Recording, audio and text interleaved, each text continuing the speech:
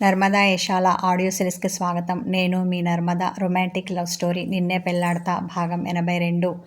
బావా వాడు అంటూ వేలుతో నిఖిల్ని చూపించింది సంయు. మనకోసమే వచ్చాడు, ఏదో చేయాలని గట్టి ప్లాన్తోనే ఉన్నాడు, నేను చూశాను కాబట్టి సరిపోయింది అన్న అతడు ఆమెను దగ్గరికి తీసుకున్నాడు. ఆమె భయంగా చూస్తుంటే, భయపడకు, పోలీసులకు పట్టించాను, ఇక వాడు మన జోలికి రాడు అంటూ ఆమె వెన్ను నిమిరాడు శిఖర్. ఈ మాత్రం దానికి పోలీసులెందుకు? అత్తకు తెలిస్తే బాధపడుతుంది, మనసంతా అదోలా అయిపోగా అంది సంయుక్త. వాడు మన పెళ్లికి ముందు ఏం చేశాడో, ఎలాంటి కుట్రలు పన్నాడో అప్పుడే మర్చిపోయావా? ఇప్పుడు వాణ్ణి వదిలేస్తే నిన్ను వాడేం చేస్తాడో ఊహించుకోవడానికే భయంగా ఉంది. కాబట్టి వాడి గురించి ఆలోచించకు, వాని సంగతి ఆ ఆడపోలీస్ చూసుకుంటుంది అన్నాడు శిఖర్. మనసంతా భయంతోనూ బాధతోనూ నిండిపోగా, ఇక చూసింది చాలు, రూమ్కి వెళ్దాం అంది సంయు. తల ఆడించాడు శిఖర్. నిఖిల్ని తన బైకు మీద కూర్చోబెట్టి అతని చేతికి బేడీలు వేసి వాటిని బైక్కి వేసి లాక్ చేసింది ఆ పోలీస్ పాప. ఆమె ముందు కూర్చొని డ్రైవింగ్ చేస్తుంటే అతడు బిక్కుబిక్కుమంటూ వెనక కూర్చున్నాడు. తప్పించుకోవడానికి లేదు. ఒరే శిఖర్, నన్ను ఇరికించావు కదూ, నీ అంతు చూస్తా మనసులో అనుకొని పళ్ళు కొరికాడు. ఆమె అతన్ని తిన్నగా పోలీస్ స్టేషన్కి తీసుకెళ్లకుండా మరెక్కడికో తీసుకొని వచ్చింది. బైక్ దిగిన నిఖిల్, అదేంటి ఇక్కడికి తీసుకొని వచ్చావు, ఇది పోలీస్ స్టేషన్లా లేదే అనుమానంతో అడిగాడు. ఏ, నీకు ఇది నచ్చలేదా? స్టేషనే నచ్చుతుందా? ఆమె వెటకారమాడి సైడ్ స్మైల్ ఇచ్చింది. అలా అని కాదు, చిన్నగా నసిగాడు నిఖిల్. రా అని అతని చేతి బేడీలు విప్పకుండానే ఇంట్లోకి లాక్కెళ్ళింది.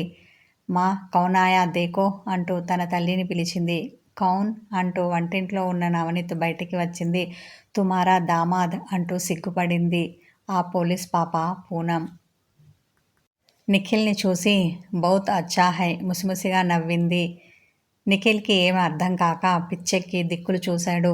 మరింత సిగ్గుపడి మై అభి ఆయి అంటూ ఫ్రెష్ అవ్వడానికి వెళ్ళింది పూనం. అతనికి టీ ఇచ్చిన నవనీత్, మేరీ బేటీ ఆప్కో పసంద్ హై, అతని అభిప్రాయం ఏంటో తెలుసుకోవడం కోసం అడిగింది. బేడీలతో టీ ఎలా తాగాలో అర్థం కాక సతమతమవుతున్న అతనికి ఆమె అన్నది కొంచెం కూడా అర్థం కాలేదు. బిత్తరచూపులు చూశాడు నిఖిల్. అప్పుడే రెడీ అయి సివిల్ డ్రెస్లో వచ్చిన పూనం, నేను నీకు నచ్చానా అచ్చ తెలుగులో మాట్లాడుతూ అతనికి ఎదురుగుండా కూర్చుంది. నీకు తెలుగు వచ్చా? ఆశ్చర్యంతో నోరు తెరిచాడు నిఖిల్. ఏదో కొద్దిగా భుజాలు కదిలించిన ఆమె, నేను నీకు నచ్చానా మరోసారి అడిగింది. స్టేషన్కి తీసుకెళ్తారు అనుకుంటే పెళ్లి చూపులకు తీసుకొచ్చినట్టు తీసుకొచ్చి ఇక్కడ కూర్చోపెట్టి నేను నచ్చానా అని అడుగుతుందేంటి? విస్మయంతో అనుకున్న నిఖిల్ ఏం చెప్పాలో తోచక గుటకలు మింగాడు. మిస్టర్, నీ పేరేంటి? ఆమె అతనిని అడగగానే నిఖిల్ అని చెప్పాడు. Nice name, I like it అన్న పూనం. మిస్టర్ నిఖిల్, నీ ముందు 2 ఆప్షన్స్ ఉన్నాయి. ఒకటి నన్ను పెళ్లి చేసుకోవడం అనగానే అతడు రెండవది అన్నట్టు ఉత్కంఠతతో చూశాడు. ఈ పెళ్లి తప్పించుకునే మార్గం మరొకటి ఉందేమోనన్న చిన్న ఆశ అతని కళ్ళల్లో కనిపించింది. ఆమె అతని మనసు చదివినట్టే నవ్వింది. ఇక రెండవది ఏంటా అనుకుంటున్నావు కదూ? అది నాతో పాటు పోలీస్ స్టేషన్కి వచ్చి అక్కడ మేం పెట్టే టార్చర్ భరించడం. ఏది సెలెక్ట్ చేసుకుంటావో నీ ఇష్టం అన్న ఆమె తన కోసం టీ తెచ్చుకోవడానికి వంటింట్లోకి వెళ్ళింది. ఆమె అన్నది విన్నాక నిఖిల్కి మైండ్ బ్లాక్ అయింది. షాక్తో అతని కనుగుడ్లు బయటికి పొడుచుకొని రాగా కట్టెలాగా బిగుసుకుపోయి కూర్చున్నాడు. టీ తెచ్చుకొని ఒక స్విప్ తాగిన పూనం, ఏం ఆలోచించుకున్నావు? నిఖిల్ని చూసి కళ్ళు ఎగరవేసింది. మేడం, ఇది మీకు టూ మచ్గా అనిపించడం లేదా? అయినా నేనే తప్పు చేయలేనప్పుడు పోలీస్ స్టేషన్కి ఎందుకు రావాలి? నిన్నెందుకు పెళ్లి చేసుకోవాలి? ఉక్రోషపడ్డాడు. నువ్వేం చెయ్యలేదా? ఇన్నోసెంట్వా? ఏది ఒకసారి నీ ముఖం టర్నింగ్ ఇచ్చుకో అన్న ఆమె. అతడు తల తిప్పగానే, అమ్మాయిని ఎత్తుకుపోయి బ్లాక్ మార్కెట్లో అమ్ముకునేలాగా ఉన్నావు తెలుసా? అయినా పెళ్ళైన ఆమె వెంట పడి ఎందుకు వేధిస్తున్నావు? ఇది తప్పని నీకు అనిపించలేదా? అది కూడా ఆమె భర్త పక్కనే ఉండగా నీకెంత ధైర్యం? కోపంతో అతని మీద విరుచుకుపడిన పూనం, నిన్ను క్షమించకూడదు. పద, ఇప్పుడే పోలీస్ స్టేషన్కి తీసుకెళ్తాను. ఆల్రెడీ అతను నీ మీద కంప్లైంట్ ఇచ్చాడు. లోపల పెట్టి బొక్కలు ఇరగొడితే చక్కగా అవుతావు అన్న ఆమె తన ఖాళీ అయిన టీ కప్పుని టీపాయ్ మీద పెట్టింది. లెగు, వెళ్దాం అని అతని చెయ్యి పట్టి లేవదీస్తూ గుమ్మం వైపు అడుగులు వేసింది. కంగారు పడిన నిఖిల్, సారీ మేడం అంటూ ప్రాధేయపడ్డాడు. ఏంటి సారీ? తనదైన పోలీస్ స్టైల్లో అతని గదమాయించింది పూనం. మీరు చెప్పినట్టు వింటాను. మీరేం చేయమంటే అది చేస్తాను. నన్ను మాత్రం స్టేషన్లో పెట్టొద్దు. ఆమె చేతులు పట్టుకొని కాళ్ళబేరానికి వచ్చాడు నిఖిల్. ఆమె లోపల నవ్వుకొని, నిజం చెప్తున్నావా? మళ్ళీ నేను కూల్ కాగానే తోక జాడిస్తావా? అసలే ఈ పూనం అంత మంచిది కాదు. కోపం వస్తే తోలు తీసి దండానికి ఆరేస్తుంది. జాగ్రత్త అంటూ అతన్ని భయపెట్టింది. అసలు వేషాలు వెయ్యను. మీరు చెప్పినట్టు వింటాను అని బుద్ధిగా తల ఆడించాడు నిఖిల్. అలా రా దారికి అంటూ అతనికి గది చూపించింది. మన పెళ్ళి అయ్యే వరకు ఇదే నీ గది. ఇక్కడ నుండి బయటికి కదిలావో నా చేతిలో ఎన్కౌంటర్ అయిపోతావు అని అతన్ని హెచ్చరించింది పూనం. ఎరక్కపోయి ఇరుక్కున్నాను అని నెత్తికి చేతులు పెట్టుకుని కూర్చున్నాడు నిఖిల్. అదే సమయంలో కాటేజీలో ఉన్నారు సంయుక్త, శిఖర్. ఆమె నిఖిల్ని చూసి బాగా భయపడింది. బావా, మనం ఇక్కడ ఉండొద్దు, వెళ్ళిపోదాం రూమ్కి రాగానే బేలగా అంది సంయు. అప్పుడేనా దీర్ఘం తీశాడు శిఖర్. నిఖిల్ వచ్చాడుగా, నాకు భయంగా ఉంది అంటూ అతని కౌగిలిలో ఒదిగింది సంయు. వాణ్ణి పోలీసులు పట్టుకెళ్లారుగా, ఇప్పుడప్పుడే వాడు అక్కడి నుండి బయటపడడు, కాబట్టి నువ్వు కంగారు పడకు అంటూ ఆమెకు ధైర్యం చెప్పాడు శిఖర్. ఏమో, నాకు అదంతా తెలీదు, మనం ఇంటికి వెళ్తున్నాం అంతే మొండిగా అంది. ప్రతిదీ నీకు నచ్చినట్టు ఉండాలనుకోవడం కరెక్ట్ కాదు సంయు. అరే, మనం వచ్చింది హనీమూన్కి, అది కూడా నీకు నచ్చిన కాశ్మీర్కు. వాడు కనిపిస్తే భయపడి పారిపోవాలా? అదేమీ కుదరదు. మనం హనీమూన్ ఎంజాయ్ చేశాకే వెళ్దాం అన్న శిఖర్ అసహనంతో ఆమెను చూసి విసుక్కున్నాడు. ఆమె అలిగి బుంగమూతి పెట్టింది. అది కాదు సంయు అని ఆమెను బుజ్జగించో పనిలో పడ్డాడు శిఖర్. ఏది కాదు, మనం వెళ్తున్నాం అంతే మరింత మొండికేసింది సంయు. ఇంకొక 2 days అంతే, ఆ తర్వాత నువ్వు ఉందామన్నా నేను ఉండను.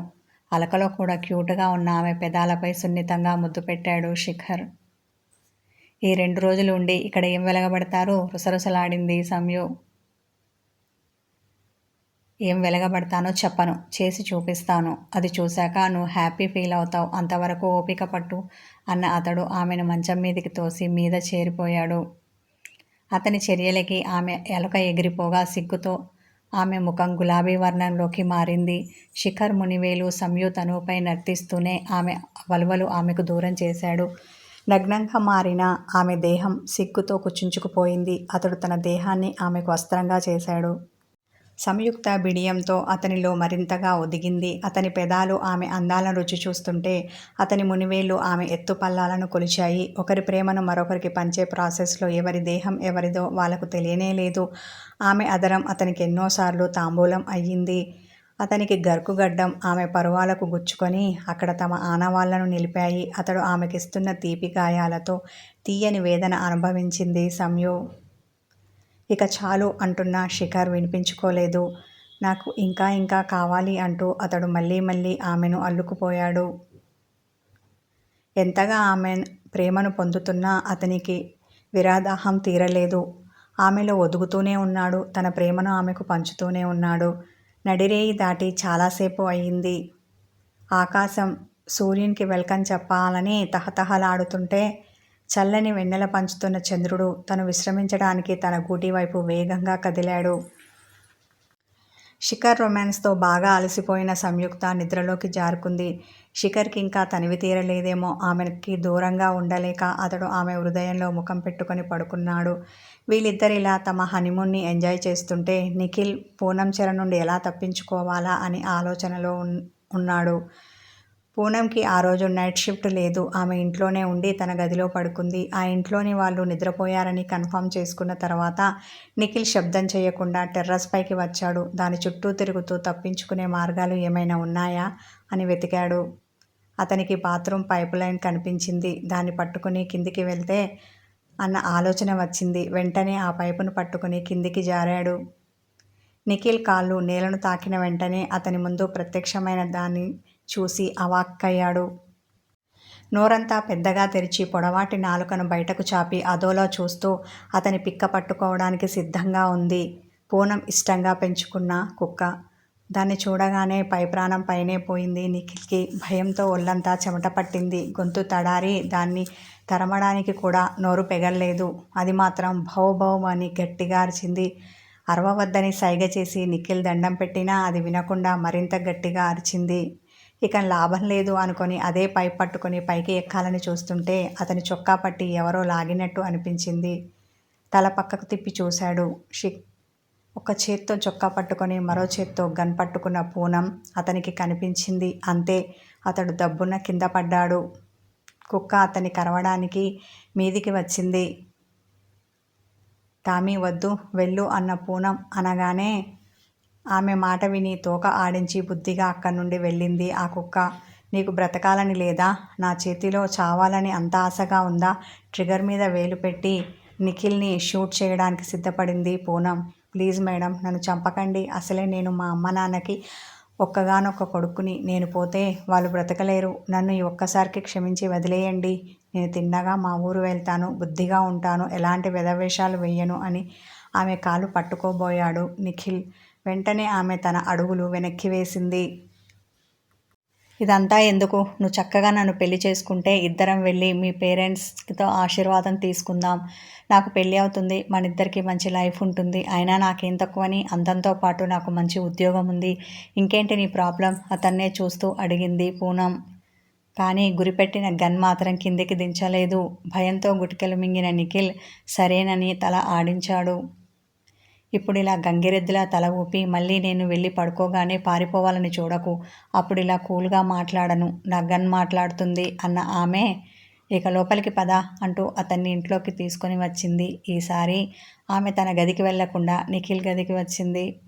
మీరు వెళ్ళండి, నేను బుద్ధిగా పడుకుంటాను నిఖిల్ అంటున్నా వినిపించుకోకుండా గన్ దిండి కింద పెట్టి అతని మంచం మీద పడుకుంది. మీరు ఇక్కడ పడుకుంటే నేనెక్కడ పడుకోను? తెల్లముఖం వేశాడు నిఖిల్. ఎలాగో రేపు పెళ్లి చేసుకోబోతున్నాం కదా, మరేం పర్వాలేదు. ఇక్కడే నా పక్కన పడుకో అంది పూనం. ఎవరైనా పులి పక్కన పడుకుంటారా? నోట్లో అనుకున్నాడు నిఖిల్. ఇంకా ఎంతసేపు? త్వరగా లైట్ తీసేసి పడుకో, నాకు నిద్ర వస్తోంది అంటూ ఆవలించింది పూనం. పడుకోకుంటే చస్తానుగా అనుకుంటూ అదే మంచం మీద ఆమెకు దూరంగా ముడుచుకొని పడుకున్నాడు నిఖిల్. అలా పడుకున్న అతనికి ఆ రాత్రి నిద్ర కరువైంది.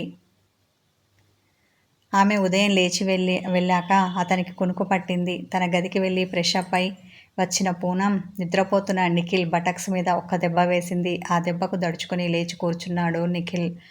ఆమెను చూశాకే అతనికి ఎక్కడ ఉన్నది అర్థమైంది. రాత్రి ఎలాగో నిద్రపోనివ్వలేదు, ఇప్పుడైనా కాసేపు పడుకోనివ్వు. విసుగ్గా ఆమెను చూసి మళ్ళీ పక్క మీద వాలాడు నిఖిల్. తిని దొంగవడానికి ఇదేమీ నీ అత్తగారిల్లు కాదు అన్న పూనం వెంటనే నాలుక ఖర్చుకుంది. కాసేపట్లో ఇది నీకు అత్తవారిల్లు కాబోతోంది కదా అని సిగ్గుతో ముసిముసిగా నవ్వింది పూనం. ఈ రొమాంటిక్ కథ కొనసాగుతుంది. హాయ్ వ్యూవర్స్, స్టోరీ నచ్చితే లైక్ చేయండి, కామెంట్ చేయండి, హైప్ చేయండి, నా ఛానల్ని సబ్స్క్రైబ్ చేసుకోండి. Thank you.